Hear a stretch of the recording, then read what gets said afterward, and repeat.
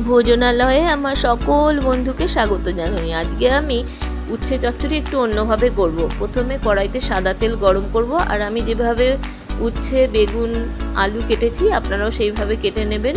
তেল গরম হলে উচ্ছেগুলো আমি এরকম দিয়ে দেবো। এরকমভাবে উচ্ছেগুলো কাটবেন। আর আমি একটু ফোড়নে একটু কালো জিরে আর একটু রাঁধুনি দিলাম।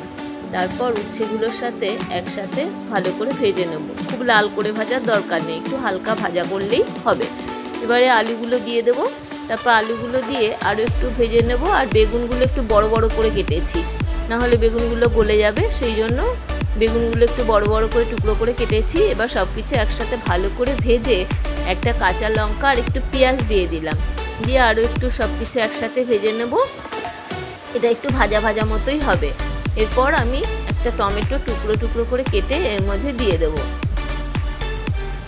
আপনারা এইভাবে উচ্ছে চচ্চড়ি করবেন, খেতে খুব ভালো হবে।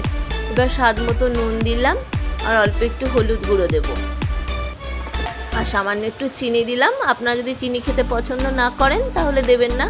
দিয়ে একসাথে সব কিছু ভালো করে এরকম ভাজা ভাজা করে নিয়ে আমি সামান্য একটু জল দেব সবজিগুলো সেদ্ধ হবার জন্য। সবজি সেদ্ধ হয়ে গেলে এরকম গোটা গোটাই থাকবে, তাহলে খেতে ভালো লাগবে। তো এই জন্য সামান্য জল দেবো, বেশি জল দেবো না, সামান্য একটু জল দেবো। দিয়ে ঢাকা দিয়ে 5 মিনিট রেখে দেবো। 5 মিনিট পর ঢাকা খুলে ওপর থেকে একটু পোস্ত ছড়িয়ে দিলেই তৈরি হয়ে যাবে অন্য স্বাদের উচ্ছে চচ্চড়ি। ভিডিওটা ভালো লাগলে চ্যানেলটি সাবস্ক্রাইব করে নিন।